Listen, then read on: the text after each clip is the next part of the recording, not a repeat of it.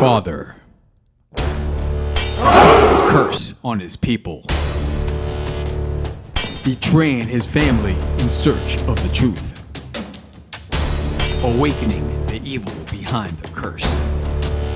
Now they must race to save their people, or die trying.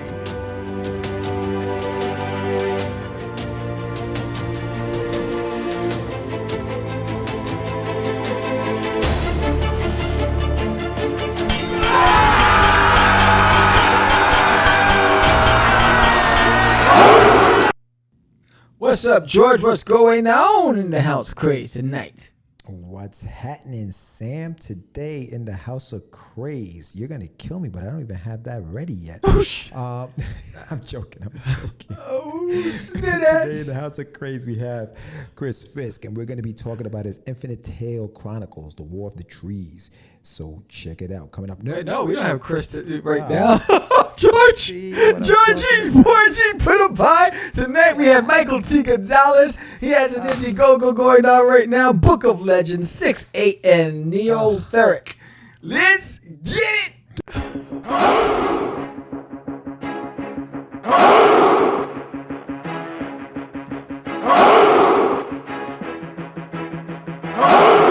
We are the only show for independents all around, giving you a platform to spread your word all over town. Catch the Craze is the place to promote to your fans with the dream of Medina and Sam the Crazy Man. Subscribe to our show and never miss an episode. It's time to get your mans, listen to us on the go. Updated every week, we never miss a day. Join the squad, come on in. It's time to catch the Craze. If you are an independent, catch the Craze. Making moves on your own, catch the Craze. On your grind in the streets, catch the Craze. Join the movement, catch the Craze.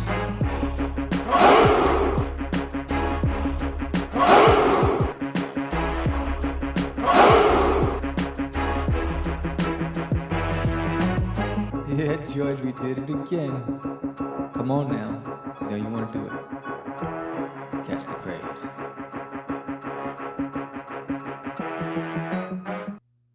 Welcome to Catch the Craze podcast. I am your host with the most, Sam the Crazy Man Vera, and I am with the very confused George, the Dreamer, Medina. What's happening, Sam? What's happening? What's up, Chris Fisk in the house. He's up next, right after Michael T. Gonzalez. It's all right. Ooh, we got a lot going on tonight. Oh, snap. Well, sorry, Chris. Listen, we wanted to give you a little shout out prior to the show. Welcome, everyone, to another live episode of Catch the Craze. We are live today, which is why we had that technical difficulty at the beginning. Well, my technical difficulty. Yeah. I am going to blame Herb. Yes. Herb, we had these pre-production meetings. Herb is giving me the wrong info. Come on, man. We got to talk to him. Anyway. We're going to have Michael T. Gonzalez, and he's going to be talking about his Indiegogo campaign. So, yeah, that's going to be exciting, man. I can't wait. We have 2 back-to-back Indiegogo campaigns today. So yeah, back to back. And speaking of that, breaking news.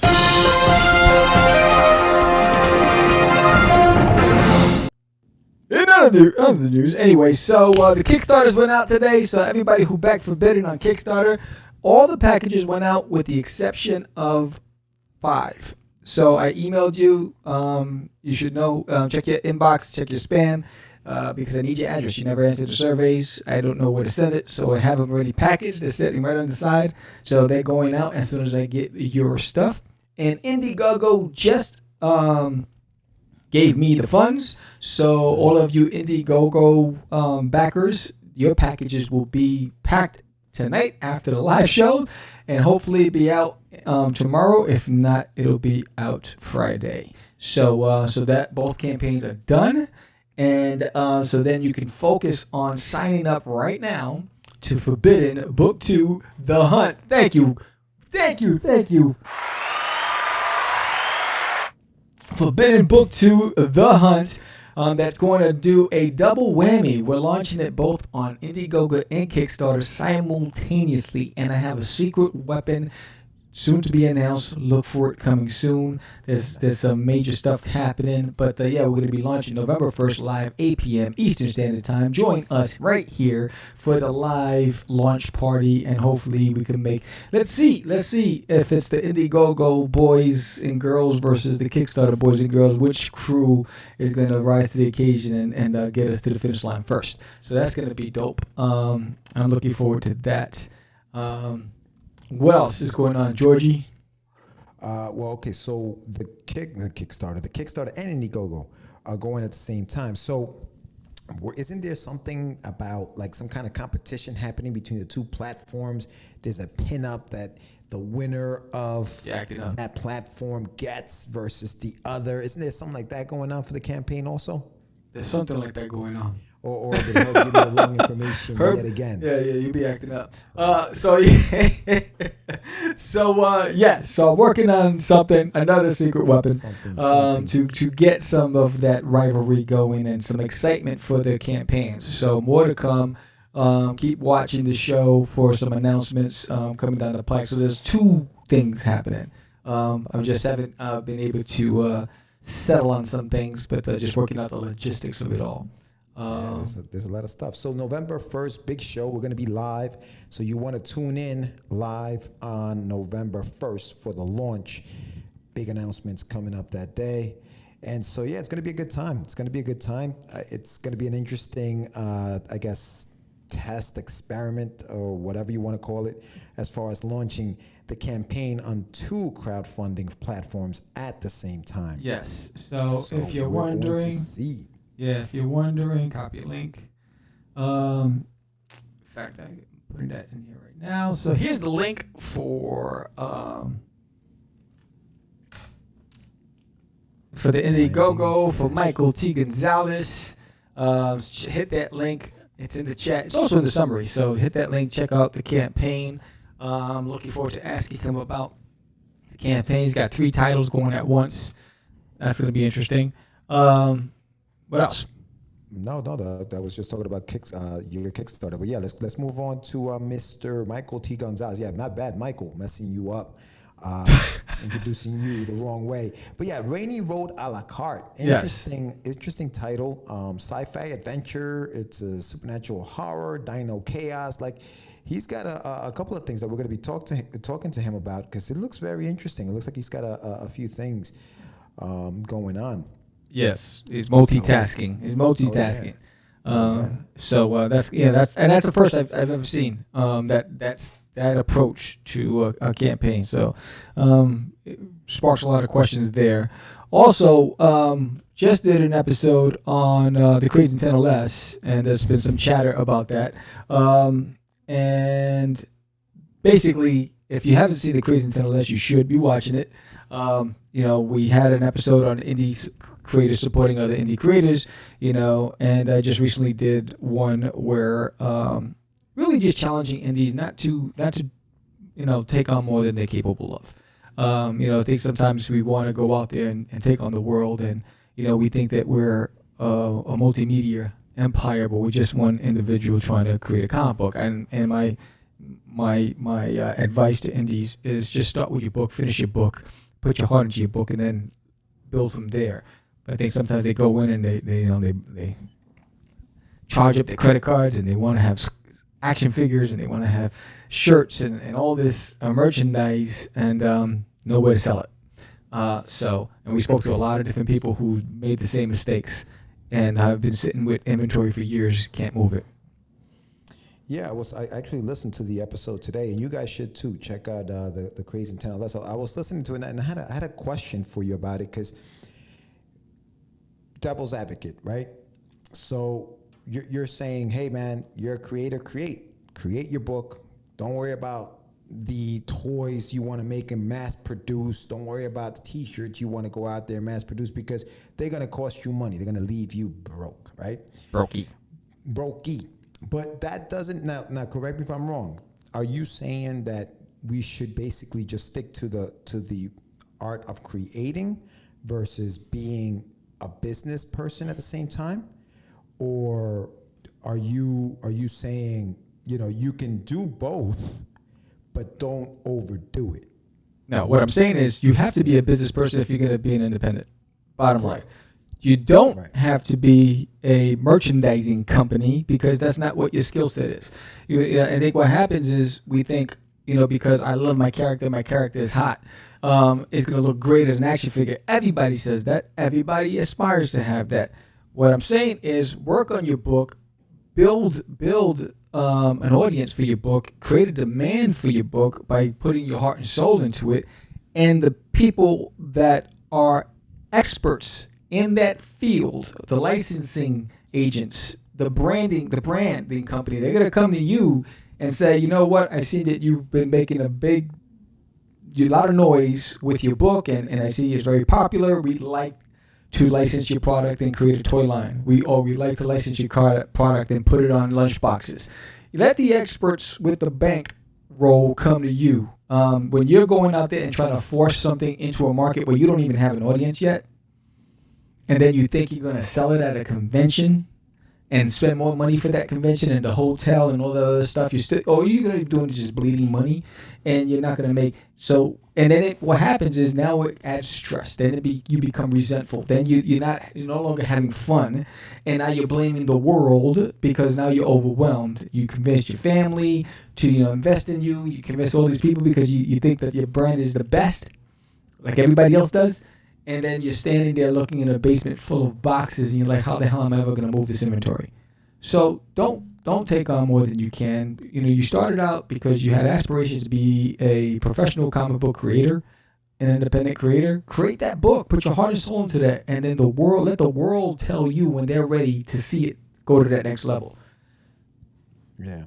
So basically, because I think that you're right. I think that when we try to go out there and now I'm going to print out 100 T-shirts because I'm going to sell these T-shirts. Yeah, you're going to go do that, but you're also going to pay a lot of money for those T-shirts. That, to be honest with you, and we've tried this, we've done this in the past, we end up, because we don't know what size is going to sell. So we end up with, out of the 100, you say, okay, how many extra larges do I print? How many larges? How many mediums? How many smalls?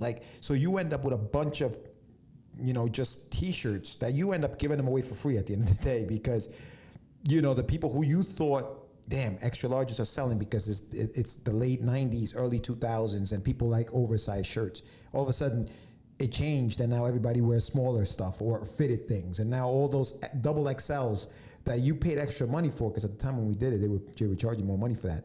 You can't even move them anymore. Yeah, right number do rags. Yeah. Yeah. So I think part of that too is if you are going to, like you said, you have to be a businessman. You do. Yeah.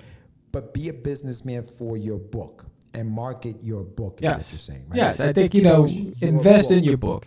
Your book. Understand QuickBooks, do your own accounting, create a budget, create a timeline, have a calendar, identify a year in advance the number of events you want to go to, what that cost is going to be, how many units you want to move, how many units you need to have on hand, transportation, shipping, all those things. Put that into a budget and stick to that budget, and then identify what you need to do to break even, because the hardest part as an indie is breaking even, what you're going to need to do to break even, and then what are you going to need to do to make a profit so that way you can keep investing money that's not your own anymore. You're putting the money that you got into the company back into the pipeline, and you don't have to go out of pocket.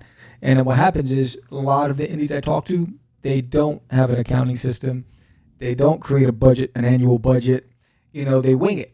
I can do this. Oh, well, I just have to put in some extra OT at work and they'll pay for this. Or, maybe that vacation we're going to go into, babe, we can put it off because I really feel good about this and I'm going to sell a lot of units. That's all. That's not going to get you there. And it's just going to, your spouse is going to resent you, or your family's going to get annoyed with you, and you're going to be depressed, and you're going to be like, what the hell am I doing? Be smart about it. If you're going to create comic books, understand that business of that you are now a business and you're representing you. So don't let yourself down, because it isn't the world. It's you, and you have to convince the world why they need to invest in your book over somebody else, right? But and how you do the convincing is put in your heart and soul into your book and tell the best damn story you can, and and let the chips fall where they may. Yeah, it's a double-edged sword being an indie, because you want to, you definitely want to put, I think, okay, part of that passion, I think people confuse it for, hey man, I'm passionate about this, so I'm going to spend 10 G's and I'm going to print out 5,000 books because I'm passionate about this project and I believe in this project and I want to make this project work. I think there's a thin line between passion and insanity, right? Like going crazy with the amount of money you're spending on this one issue of one book.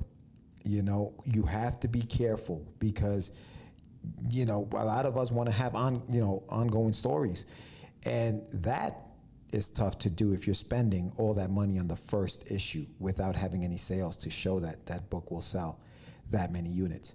So it's a double-edged sword, man. It's hard. It's hard to kind of like, you know, bring yourself down and say, okay, I need to sit back and relax and think this through really before I actually spend all this money. Because we want to be passionate and we want to support the product, and so we put all our money into it, and sometimes that's just not the way to do it. No. You know, that's not the way to do it. No. So yeah, it's tough. It's a very hard thing to do. It is, and I think that's one of the comments I got on that episode was to do an episode and just break down cost and how to actually make a return on your investment. Make your table back, I think. Make your table back. So, you know, it's like, all right, yes, thank you, Mark and the Funky Bunch. So, yes, I'm going to do that for next week, and I'm going to break it down. I'm going to put on my glasses and my tie, and we're going to go to church. Now, listen, the views of Sam Vera, no. The advice you're going to get is from a person who's done it and who's failed at it and who's actually made money, and when how he failed and how he made the money on it. You know what I mean? So it's coming from a source that it's not just somebody who said, well, you know, I spoke to some people and they told me this is how they did it. No, this is what I did. It's for personal experience. So basically, I'm just saying, hey, there's some pitfalls you need to avoid. Don't make the same mistakes. It's a new day, and don't just assume you're going to make it back on Kickstarter. Yeah, it doesn't work out. At the end of the day, we're also still learning this whole thing. Nobody's figured it out. Yes. You know what I mean? Like, hey, I think as far as I know, the only one that's pretty much figured it out is Mr. McFarlane. You know, in the way to make money off of his property. He's just a marketing genius. And he's figured it out. And see, it's funny because like we talk about don't go crazy, don't do this. He did. But I think that he had the fan base before he went crazy. That's what I'm saying. He built the foundation. The fan base before we go crazy. I just had that conversation with Philip Russert earlier today, and who's also going to be launching his campaign on November 1st. But if you don't know who Philip Russert is, he's the creator of Tragedy. But go ahead, Sam. Yes. So we talked about that. We talked about the challenges of growing that fan base as an unknown, as an independent, in a scene that's filled with thousands of independents. And so, you know, we were talking about, you know, how and what and all that stuff, whatever. And this is basically one indie to another, just like sharing ideas and bouncing things off each other. And I think that's how you leverage the game, and you make the game work for you instead of you working for the game. And I think, you know, and it takes time, it takes commitment, it takes a lot of commitment. And speaking of that, you know, we got a guest that's coming on the show who's going to talk about the commitment it took to put together 3 titles that he launched on Indiegogo right now. So we're going to take this commercial break, and when we come back, we're going to have Michael T. Gonzalez, and we're going to bring him in. But if you have a campaign and you want to promote it, you have a campaign launching in 3 months, or you go into a convention and you're going to be doing a book signing at a comic store, or whatever you're doing that you want to get the word out, why not? Are you sitting at home wondering how you're going to spread the word about that Comic-Con that you're about to appear at, and you want to get some press? How about your first book signing? How do you spread the word so you get an audience there? Or that first panel at a Comic-Con? Who do you talk to? Or even your first crowdfunding on Kickstarter or Indiegogo? The world is turning to podcasting to get the word out. Why not you? Sponsor an episode of Cast the Craze and start promoting yourself today. All right. Welcome What's up, fellas? What's going down, James Brown? How's it going? What's going on, Michael? How you doing, man? I'm all right. How you guys doing? Good, All good. right. Gotta Not get that out bad, the way. not bad. Liking the T-shirt, the branding, I love it. Neotheric, awesome, man. Awesome. Yeah, I listened to what you guys are talking about. Yeah. You know, there's lots of places like Redbubble, Teespring, and now I'm on Store Frontier. It's like you just put your design up there. You don't have to pay for a bunch of shirts, you know, beforehand. Yeah. You just put the design up there and people just buy it straight from there. So that's what I do is like I put it up there and then I buy it myself. And then they give me part of the money. Yeah, right. Like Yeah, somebody bought your shirt. I did. That eliminates the inventory, having to stack inventory on its way. I think Amazon does it as well because I do that with my stuff as well. So there are different ways to get around that to a certain. And you got to be smart about it. But that's part of the whole, being the businessman, having that business mind. Yes. That we were talking about as well. Yeah. No, absolutely. For sure. But welcome. Thank you, Michael, for coming on. Everybody, we're back here on Catch the Craze. We're talking to Michael T. Gonzalez. So, Mike, it's nice meeting you. I just want to let everybody else meet you that's watching the show. So why don't you tell us a little bit about yourself, and then we'll go from there. All right. Well, it's great to be on the show. I really appreciate you guys having me on to try to reach more people because that's a big problem I'm having now. It's just trying to get the word out, get more people interested in what I'm doing. So basically, I'm an 80s kid. I grew up, I love comic books, things like G.I. Joe, X-Men, all that kind of stuff. And even when I was young, I had the crazy idea that I could maybe even write them. So even at a young age, I started writing stuff, and I even submitted some stuff. So I've been trying over the years, like in my 20s and stuff, submitting a bunch of stuff to Dark Horse, because they were like the only ones at that time that would really accept, submissions from unknown people. Right. But then I gave it up for a long time. I tried to get into like film and TV. And so I just gave it up for a while. But then I was living in China, and I had, heard about like how Comixology was really coming up and all the digital stuff was coming out, and that you could make comics and put them up online and people anywhere in the world could see them. And it didn't cost, you didn't have that upfront money to have to actually print a book. All you needed was the money to make it, right, and then you could put it up somewhere. So once I found out about that, I started thinking, well, maybe I'd just give it another shot, see if I can do something. And so then I came up with an idea for this horror comic called 6/8. And then I just kept going with it. I found out, I started doing like short stories, put together short stories, putting those up on Comixology. I started doing a little bit more about like trying to send submissions to different people, like Image and things like that. But the more that I did that, I figured that it's kind of a waste of time. These people aren't really going to look at anything that I do. So, but because of the way things are, I can just self-publish. Mm-hmm. So I took all of the work that I had done. It's like, okay, let's just go that route and, do the Comixology thing and different websites like Comic House. And at the time there was also a website called Comic Central where you could put your work on.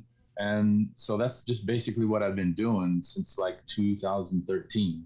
Mm-hmm. It's like just making, making stuff. And my idea was that I don't want to just put all my eggs in one basket, like, have one property and, just put all my money in that, because maybe people won't really respond to that one particular thing. My idea was to have a library of material, build up a whole library of material, and hopefully, start to build up a fan base, and then maybe one day be able to print the books and stuff. Because always the intention was to have, physical copies of the stuff. Yeah. So that's what I've been doing. And the last couple of years, the first one was I did, this book is Neotheric. It's a graphic novel. This collects the 4 digital issues into one book, 96 pages. That's on the Indiegogo. You can get that. I did that first. I just took some tax return money and I used, there's a printer down in Florida called Comic Impressions. And I was able to do a short print run, like 100 copies for less than $1,000. So I did that. And then a little while later, since I already had the material, I'm gonna go on Kickstarter and see if I can at least get enough money to print some of the other books. Yeah. So the first one I did is as April was the horror comic 6/8. So we were able to print that. They printed about 80 copies of this book. And then a couple of months later, did another one, and we printed about 75 copies of this book, Book of Legend. It's the anthology book. Nice. So after that, once I got all of these books printed, and I have a small supply of the books, I figured, okay, let's go to Indiegogo, because I know some people don't care for Kickstarter and some people don't care for Indiegogo. There's kind of a split there where some people don't want to go to either one. So I figured, okay, once I got the books printed, I can go to Indiegogo. And since Indiegogo is different, that, once somebody pledges, they'll take their money immediately. And then as long as in the campaign, if we get to the minimum goal, then I can lock the person's pledge, and then I can send out their books the next business day. And so that's what I'm doing right now. So we got the books on Indiegogo, and people, if you get them, then I send them right out. Bro, you've gave us a lot of information there, man. That's amazing that you've been able to do all that, bro, since like 2013. But let me ask you this. Sure. Where did you grow up? Everywhere. Yeah, okay. Because I was gonna say, like, how did you end up in China? Like, how did that happen? Like, where did that? Tell us that story. Well, my dad was in the military. He's a Vietnam vet. Grew up all over America. And when I was a kid, this is like in the late 70s, and he had gotten into martial arts and Eastern culture and stuff. So when he came back and I was a little kid, we're always watching, kung fu movies and all this kind of stuff when I was growing up. So I got interested in Asian culture, Eastern culture as well.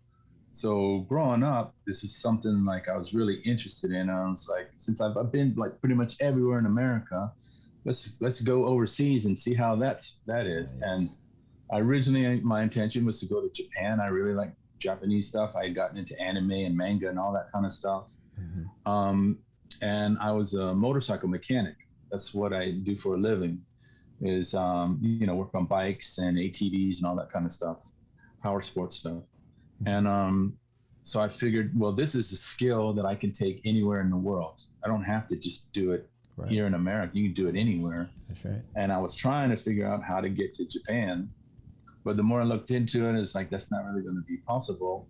But then I just happened to come across some guy had an ad for a shop in Hong Kong.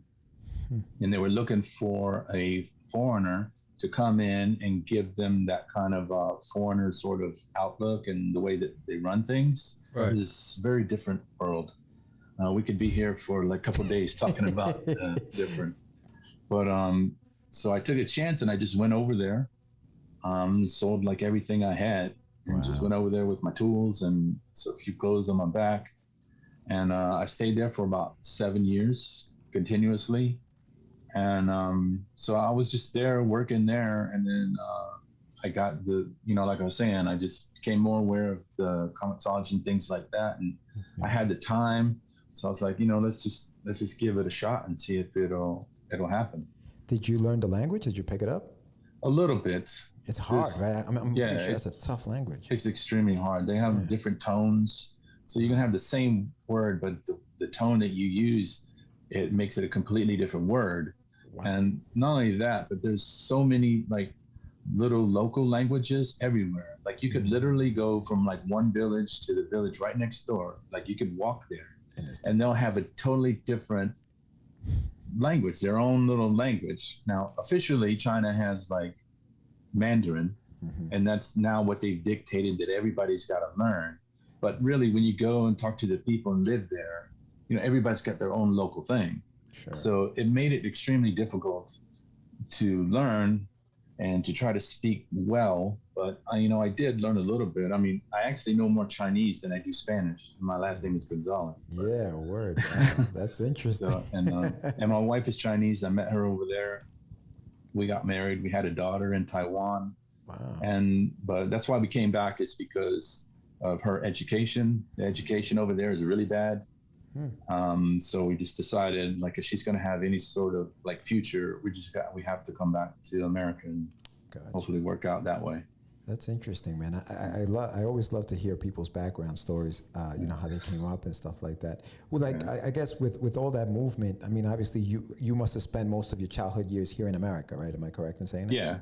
So yeah, growing up was always here. Yeah. So who were some of your influences, like growing up, like as a writer? Like what were some of the? Because I know as a kid you were always writing. So who were your influences growing up as far as that was? Well, for sure, since like I was mentioning G.I. Joe and X-Men, so definitely Larry Hama and Chris Claremont.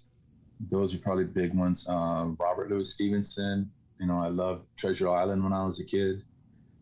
Just the idea of like a little boy going off with pirates, you know, sailing the world, that adventure, that to me was like, so, you know, that's exactly what I want to get on a pirate ship. It's what you did, basically. Yeah. You went overseas. Eventually, like, that was an adventure, yeah. Yeah. So, you know, stuff like that. Just, you know, for comics, I would say it would definitely be Chris Claremont and Larry Hama is like the most influential. But it's like I read pretty much everything. I like, you know, the world is a buffet. You know, you just take a little bit of everything. So, and the other thing they say, variety is a spice of life. So just take a little bit of everything. Yeah, Chris says that Mandarin is tough. He could imagine trying to juggle Cantonese, Fukienese, Mongolian, etc. as well. So, you know, I think it's fascinating that you decided that you wanted to go do all three on your Indiegogo. Why that instead of one at a time? Well, because the books are already done. So they're already printed. They're here. I got them. So I figured this would be, you know, like I was saying, so I was doing everything before on Kickstarter. And I know that there's some people that don't like Kickstarter. So if I just go over to Indiegogo and the way that it's set up, it should be pretty easy for me to, like, if people want, say, like somebody's into real horror, then they can just say, okay, I just want that book and I'll take that book. Or if they're like into action and dinosaur, all kinds of stuff, then I'll take that book. So that's why I call it an a la carte. You know, you could pick whichever one you want, or of course you can pick all of them. So I just thought the way that it's set up, the way Indiegogo is set up, and the way what situation that I have, might as well just take everything I've got, bring it over there, and let people decide, you know, what they want. Right. And in the beginning, you were talking about we. So who worked with you on these projects? Oh, a lot of people. Well, so for Neotheric is Dave Mims started doing the art. He did like the first 2 issues. And then I had to find Andre Portilla to finish it up. So just so they for sure have like a different art style. It's quite a bit different, but I didn't really have a choice. I had to find another guy to finish it because it was taking like way too long. And I basically dropped out of the project. So these 2 guys did this one. I'll just show a little bit of Andre's art there. So it is a different like style of art, but you know, like I said, this wasn't really much I could do about it. Right. And then 6/8 is Alan Burns. Is his name up there? I'm digging his artwork, man. It's nice. Yeah, it's very like atmospheric, like it feels like almost like a dream, or maybe more like a nightmare kind of thing. So, and I really like the way that he did this. I wasn't expecting it to look like that when I first talked to him about doing it, but when I got it back, this is totally different than what I had imagined. But I thought it was like, it's really good. It really fits the feel of the story. Yeah. And then the Book of Legend, this anthology, there's like about 9 or 10 different guys I worked with on this. They're all listed in there. And just to give a special shout out to this guy, goes by the name of Ace Wheely. He did the colors on almost all of them, all of the short stories. And he helped me out a lot because originally I just had them in black and white when they were up on Comixology. I didn't have the money to do in color, but he gave me, you know, he worked out a special deal for me and he did it for me at a much lower rate. So I just want to give him a special shout out. He's on Twitter and Facebook. If anybody wants colors, the colors came out really great on this book. I printed this with Comics Wellspring just to try them out, see if there was any difference in quality or anything. They're a good company. They're pretty fast too. Their turnaround time was pretty fast. How did you find their quality of printing? Yeah, it's pretty good. I didn't see any real problems with this book.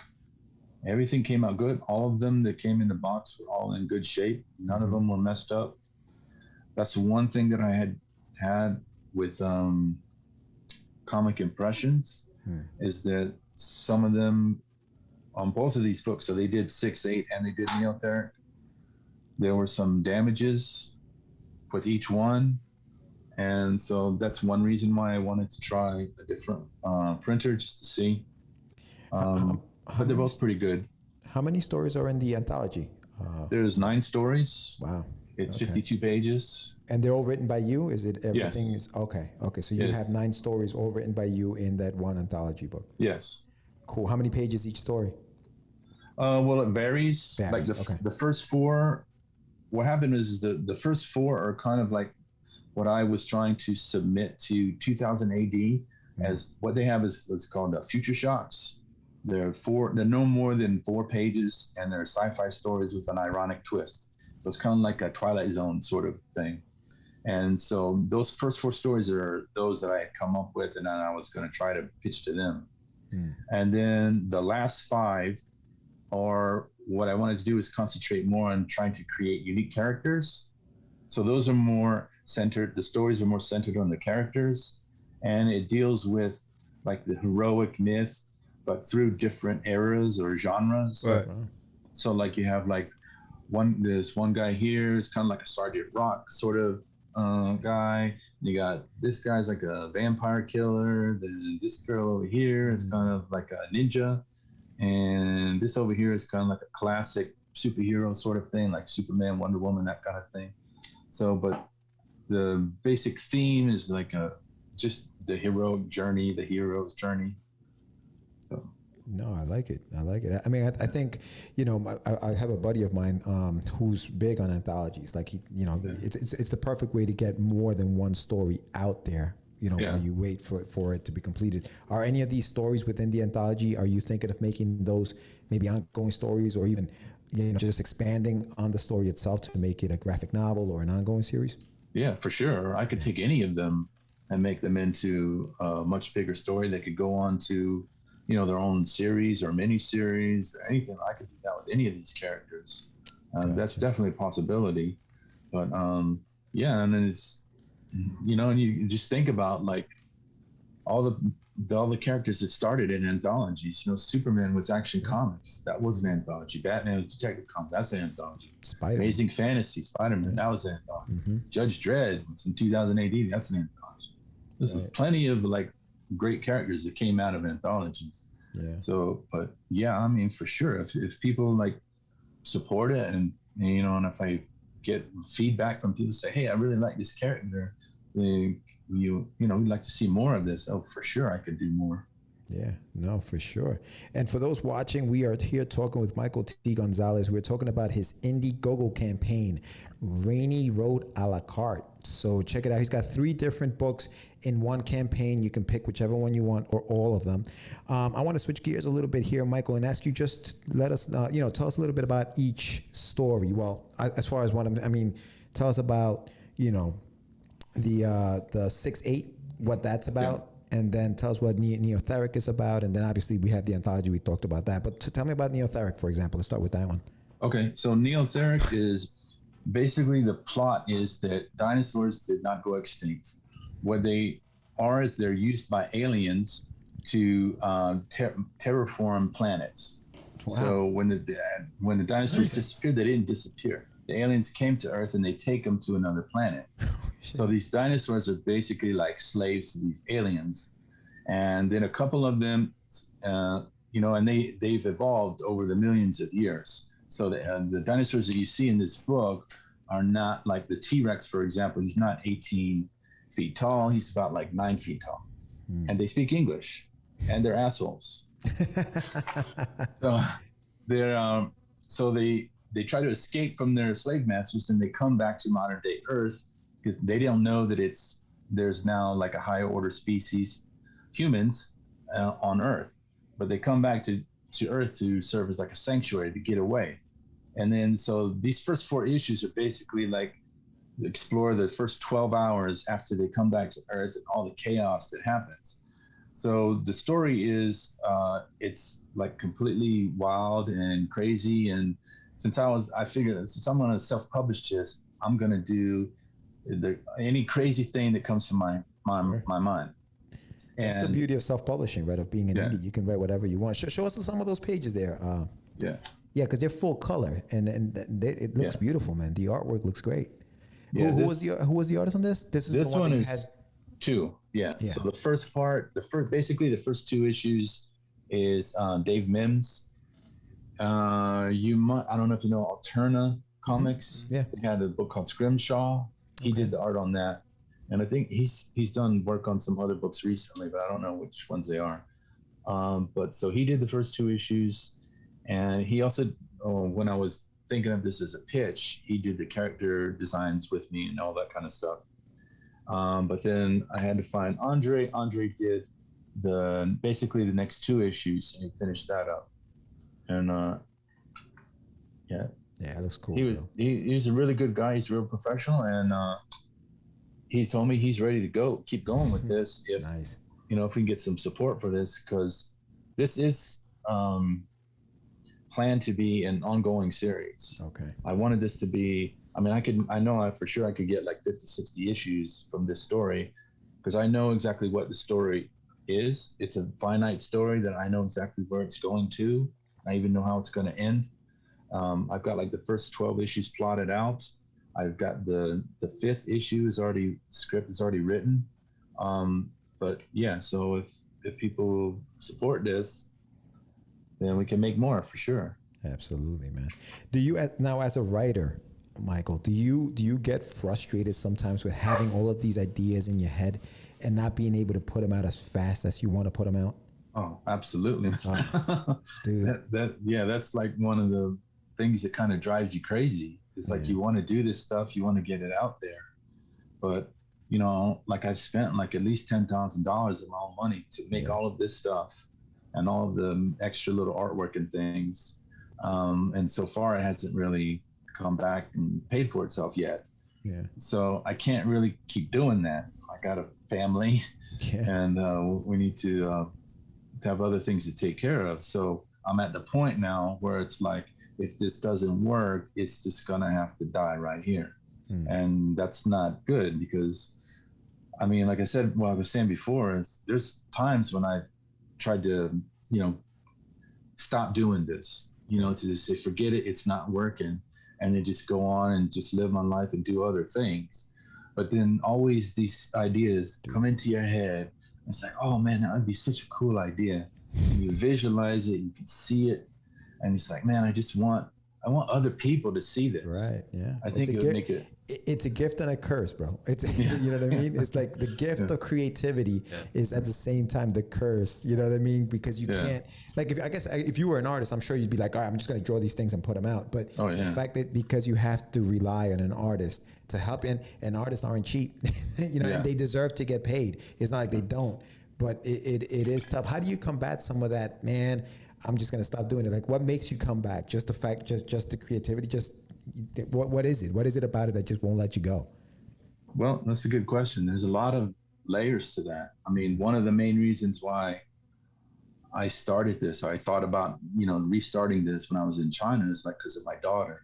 I'm thinking like, okay, I'll have a child now, and the job that I'm doing, it's not really providing security for the future. I'm just living paycheck to paycheck, basically. So maybe if I can do something to provide some kind of future, like, I don't know, nest egg, whatever you want to call it, then I should try and do it. So that's for sure one of the main motivators for me to get back into this. Then, of course, obviously the other thing is, we just talked about is, you always got these ideas like knocking on the back of your head, and it's like, hey, you got to keep doing this. You can't just let this die in your head. You need to get this out. And you know, and if I would have put this out, you know, people would have said, okay, this sucks. I don't like this. This is stupid. Then I would say, oh shit. Okay, well, maybe I should stop this. Think of something else to do. Become a carpenter or something, you know, build chairs and coffee tables.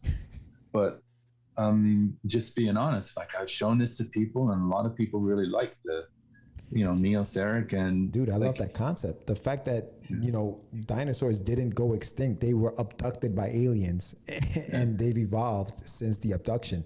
That's interesting in itself. Tell me a little bit about 6-8 before we run out of time, Mike. Okay, so 6-8 was so like I said, it was the first thing that I came up with, just a horror story. Originally, it was just going to be a self-contained story, one and done. And basically, it's it's a random act of violence that has supernatural consequences. So it's kind of like The Crow meets Twin Peaks.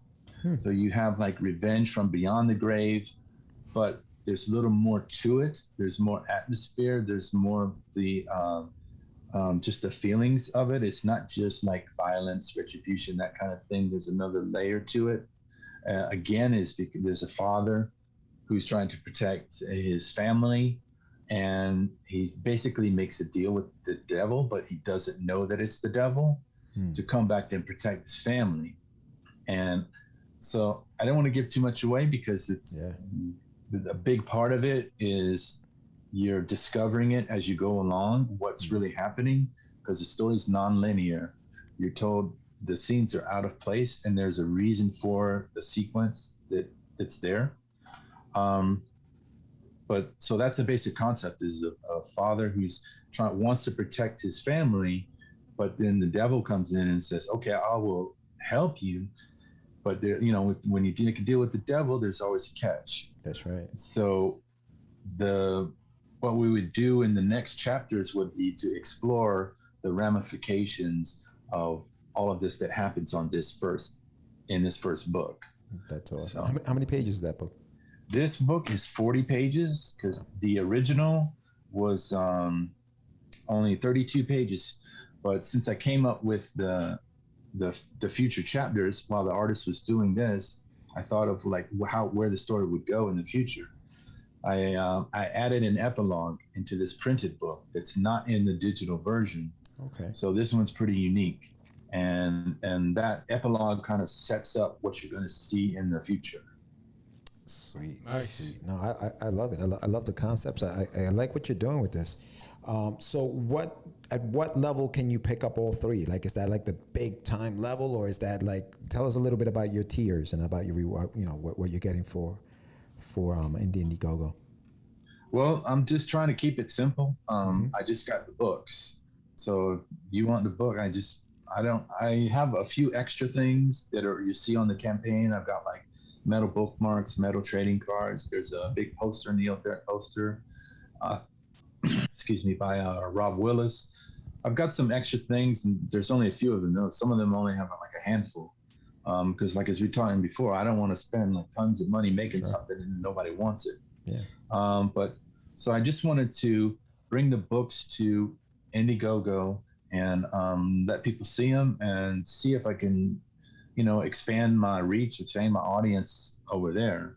And so I got those 3 books. And just to mention, I also got books my daughter did. These my daughter made her own mini comic books. And she just came up to me one day and she's like, Dad, can I make my own comic book? So I was like, sure. So she wrote this, she drew this. They're 12 pages. That's awesome. Wow. And then we scan them in and do the digital coloring and the lettering, and then I print them at home. And they also come with like these little Pokemon style trading cards that we made up just for each book. Dude. And as part of this, just to let you know, everybody know, you guys know Russ, he does a comic book for kids. So as part of the campaign, I did this with the last campaign. So for and these are sold as a set. These 2 were sold as a set for $5. So for whatever people order, I will also match it and send those to Comic Books for Kids. So if you order a set, then a set will go to Comic Books for Kids. So I'm trying to support, I think it's a great charity. and I want to support that. So that's what we're doing to do that. Nice. That's awesome, And man. also, for everybody that orders the book, you'll get this special ash can. This is a preview of the next big project that I want to do in spring of next year, maybe April of next year. This is art by Ian Moriento. He did Mighty Mascots for Alterna. Yes. And so this is, he's already done the first 6 pages. That's what you see in here. And we've already had them colored, but I just printed out the black and white. So you'll see that. You'll get that for whoever orders a book too. That's awesome. And that's Russell Allen you were talking about, right? From Russell Explode? Yeah, for Russ Explodes too. Yeah, he does really, really cool stuff with that for the kids, especially. So that's awesome. I'm like, wow, that's amazing, man. So your daughter's following your footsteps, man. Yeah. Finally, it took me a long time to get her into comic books. I'm telling you, it took like 3 years. Jeez. Well, here she is. She's, Yeah. you know, she's writing, she's drawing comics. Who Yeah. does the lettering? You're doing the lettering for her? Yeah, I do it in Clip Studio, but Yeah. as we go along, I'm showing her how to do everything. Showing her how to do the coloring, how to do the lettering, all of it, put it all together, how to print it. So later on, she can do all of it herself. Outstanding. Michael, that's amazing, brother. Yeah. So how can people reach you? Do you what are your social handles? Well, on Facebook, it's Rainy Road Comics. Just look up Rainy Road Comics. I have a website. It's rainyroadmedia.com. What else? I just started using Substack. I'm just trying that out, see how it works. So it's rainyroad.substack.com. I put out a newsletter at least once a month to show like all the projects that I have working on. So that's basically it. I used to be on Twitter and Instagram, but I got off of that. I couldn't take it no more. So. I hear that, man. No, listen, Michael, thank you so much for being on the show. And for those watching, make sure you go to Indiegogo, check out Rainy Road a la carte. Michael T. Gonzalez, thank you so much for being on, man. Appreciate you. Thank you, guys. I really appreciate it. And good luck with the campaign, man. All right, thanks. You got it, Take brother. care. Thank you. Bye-bye. All right, so that was Michael T. Gonzalez, and again, you know, the guy put a lot of heart and soul and passion into this Hell yeah. project. You know, the link is in the chat. The link is in the summary. Give it a shot. I mean, it's really cool concepts. I mean, the dinosaurs. I mean, it's, you know, because he has so many concepts, and we don't have a lot of time.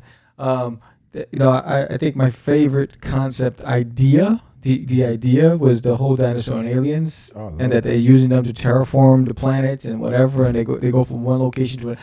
I thought that was pretty cool. A great spin on things. That's an Amazon Prime cartoon right there, bro. Yeah, Remember man. that thing, that animation. Oh Yeah. man, I love the fact that when they come back to Earth, they're 9 feet tall and they're not these 18-foot monsters anymore. They've devolved. Yes. You know what I mean? And now they speak. It's very. I love the concept. You're right. That's one of the cool ones. I really do. Yeah, I like thought that was, you know, that sounds like, you know, it just, I mean, I think anything you do with, you know, aliens and dinosaurs, you can't go wrong. I mean, Yeah, you put how it, it's can like you go wrong with it's like aliens doing and like Sharknado dinosaurs? and stuff, you know. You know, so I thought it was pretty cool. But you could tell, you could see the passion there, and then, you know, and you could see, you know, the inspiration that you know, in his daughter wanted to create as well, because her daddy does it, you know. So I think that's pretty awesome. So check it out. The link is in the profile. The link is in the summary. The link is in the chat. It's everywhere. Give this book a shot. It's on Indiegogo now. Has a few weeks left of the campaign. So support your independent creators out there. That's why we do this show. If you like this episode, please give us a thumbs up. Please subscribe if you haven't done so already, because the more people that subscribe to this show, the more people we can get exposure for our indie creators that come on the show. And that's why we do it. So subscribe. Leave a comment below if you have any questions for Michael T. Gonzalez. Again, the links are below. And another good episode. And join us in a few minutes, because we're going to leave this and we're going to come back and we're going to have another guest. So it's going to be crazy. It's a whole night. We're breaking night tonight. So any last words, Georgie? No, just stay tuned. We'll be back in just a few more minutes. So Yes. part 2 coming soon right now. I'm Sam the Crazy Man Rivera, George the Dream Medina. and we are out. It's just it's not. Crazy. Acquiesce. No, I was talking about my friend Acquiesce. I met him the other. Say my name, right? This is what you were thinking? Oh, He described me. He said, I'm the What? Catch the Craze. You're listening to Catch the Craze. You're listening to Catch the Craze. To Catch the Craze. You are listening to Catch the Craze on Catch the Craze. You're listening to Catch the Craze.